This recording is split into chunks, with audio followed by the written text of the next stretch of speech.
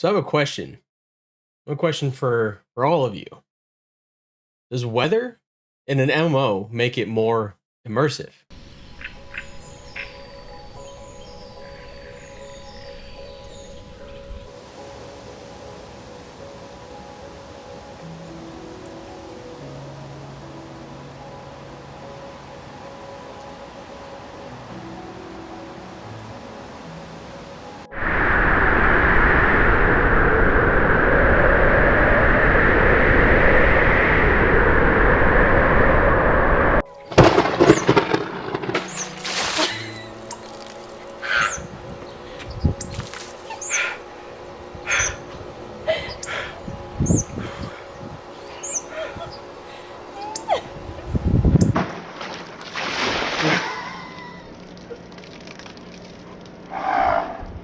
Let's talk about two big reveals from two of the kickstarted MMOs that I am most excited about.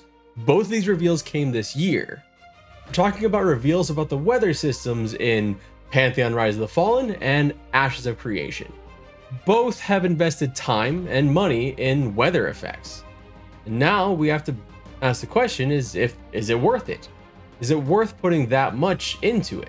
Now here's this quick disclosure before we get into any of the footage of these games that both of these games are in pre-alpha and alpha states, and I am not a representative for either game. I am interested in both games, and I have actually backed Pantheon Rise of the Fallen as an alpha backer. I did this years ago, and I'm also heavily considering backing Ashes of Creation because I believe both of these MMOs could launch, and I believe both have their own unique spin on the genre that will add something that's missing right now, that is not currently part of the large stock of MMOs we have, that for some of us have been a little bit unsatisfying. That said, please don't be a dick in the comments. This is not meant to be a comparison.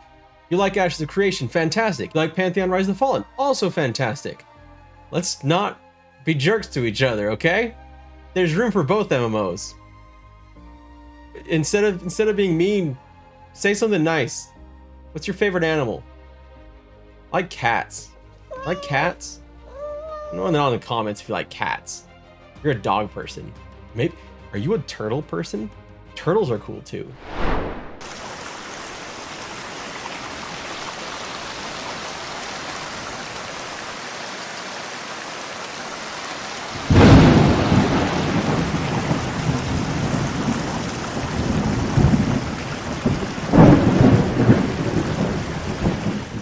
Pantheon Rise of the Fallen, the upcoming MMO that I am extremely excited about, is currently under development by Visionary Realms, unveiled its weather effects back in March of 2022, with the dramatic videos of fog effects, foliage displacements, and thunderstorms.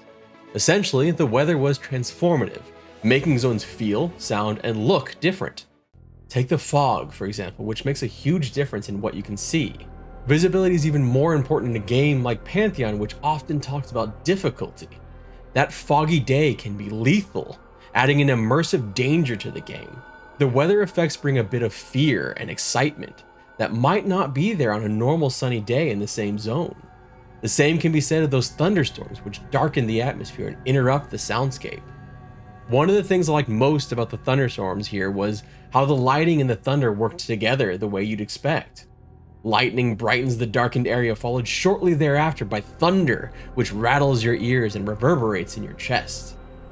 These kinds of touches make the world feel more alive, more real. It gives you another real-world connection.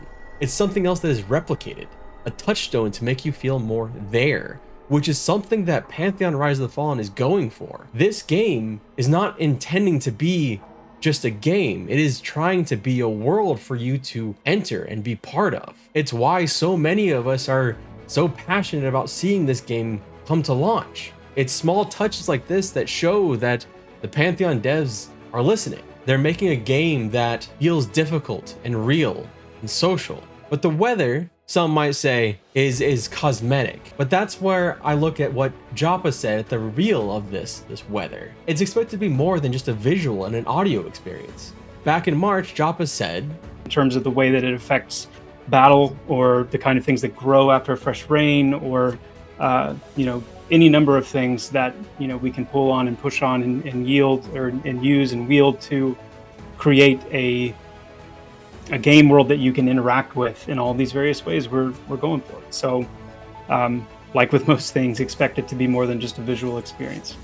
Now, it remains to be seen what Pantheon does with the weather system, but another Kickstarter game has put even more emphasis on weather, maybe a little bit further along in its implementation. Ashes of Creation, the upcoming MMO being developed by Intrepid Studios, had a dramatic weather reveal of its own toward the end of May 2022.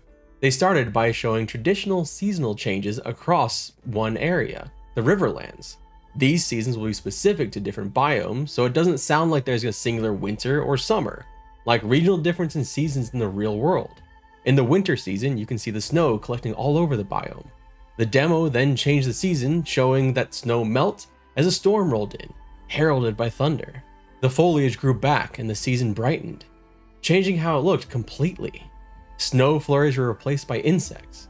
This was sped up for the demo, but it was definitely a wow moment, even with the artificially fast transition. The zone just completely transformed. Flowers bloom and animals change. They went further to explain the seasons are not just time-based, but that they're dynamic. Of specific note here is that raid bosses forming or relics being acquired by a specific node can change the weather. Changing these would be relevant to players for multiple reasons. Weather and the seasons affect skills, abilities, crops, gatherables, vehicles, mounts, ships, creatures, and even loot tables. Essentially, it sounded like the weather system is tied to the dynamics of the game. This isn't just to be pretty and immersive, it's meant to have impact. They even demonstrated areas that would be hidden in some seasons and revealed in others. There was a point where it was iced over, it looked like you were able to find a new way up a jump puzzle. And then when the ice thawed, it revealed a little Easter egg room. That's not to say that the small details aren't there. At the 15:24 mark of the Ashes stream, it's noted that you can actually hear the differences in footsteps when it rains. They sound wet. Oh, this looks great, and it looks like even the ground is getting wet. I can hear the footsteps change to the water. That's so good. Yeah, well, I mean, one of the things that makes, like, you know, a world come alive is not just... Did the wind pick up in the storm? It did. My hat is going crazy. But yeah, you know, like, all the elements coming together really sell it. Like, you know, you can take away one of the things and everything just kind of falls apart. Like, these small touches can do a lot to make a world feel immersive, and actually give you a reason to turn in-game sound on. Changes in the wind will impact your character with greater cloth displacement. Granted, we're not talking about bedsheet displacement in this, but it's still a pretty cool cloth dynamic. All of these small details are important, but the dynamic impact and how it will play out long term for the game is kind of unique given the way the economy and the way the nodes work in Ashes of Creation. This is just another way this game is demanding attention and making a name for itself as one of the potentially big upcoming MMOs. Both of these games have invested time and money in search of one word: immersion. There have been plenty of games before, and there will be plenty of games after, that do not have weather systems like this. In a single player game, weather adds drama. You can do what you want with weather. It feels like an entirely different beast in an MMO because it's a world. It's not just a bunch of levels. There are so many more things that you have to consider. You aren't playing part of a story. You are the story. Now, if you would have asked me before these two reveals if I thought weather was that important to an MMO's immersion, I probably would have said no. I probably would have said, no, it's not really necessary to feel immersed in the game. It can add to it, but I don't think it's necessary. And then I watched these reveals. I sat back and watched the Pantheon Rise the Fallen reveal and just listened to the rain and sat there and listened to the gradually increasing rain. I listened to the thunder and lightning. I watched that small clip of running into Throne Fast.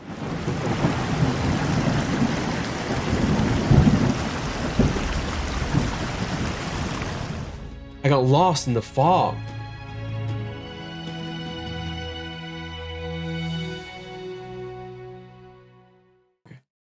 And I thought to myself, well, shit, that's a lot better than it begins to rain in EverQuest with a couple little particle effects. Now, that's not fair. That's not fair to compare a game like EverQuest to Pantheon, Rise of the Fallen, or Ashes of Creation, games that are in development in 2022, to a game that was released in 1999. So what about Elden Ring? Elden Ring has weather. Elden Ring is an open world, but it's weather in certain places at certain times, and it is very specific. And honestly, outside of a couple of windstorms here and there, it's not that impressive. The world itself is impressive, but the weather is kind of a bit player. It is not something that is going to change the entire tenor of the game. At least it hasn't so far. Granted, I have not gotten too far into the game. I'm only 80 hours into Elden Ring, but 80 hours in, it has not made that big of a difference to me. So now I find myself wishing for weather like this, for a storm to just roll in and disrupt the sometimes tedious grinding in an MMO. Give me something different. Give me something to look forward to. I may even enjoy that sometimes my abilities are hindered or augmented by the seasons. I want to see what's in that fog. I want to freeze in the snow and get wet in the storm.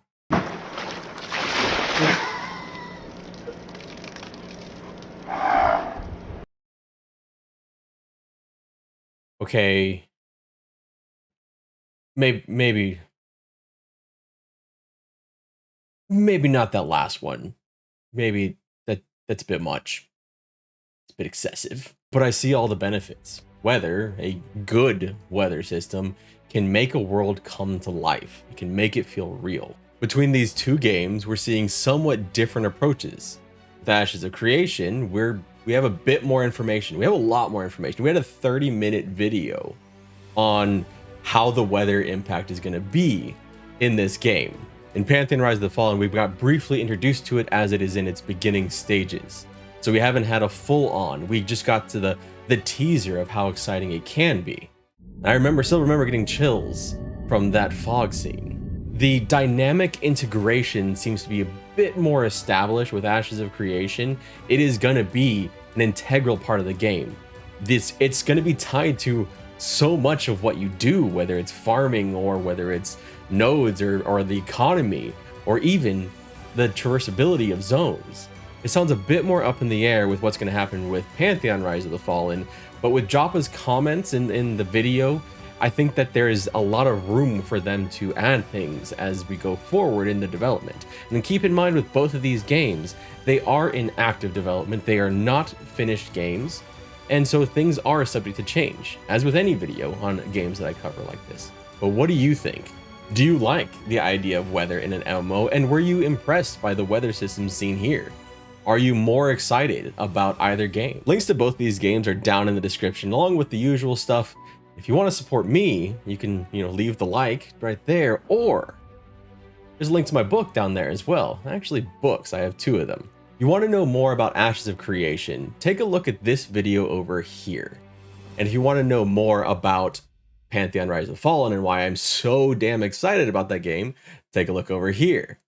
What do you think? Let me know.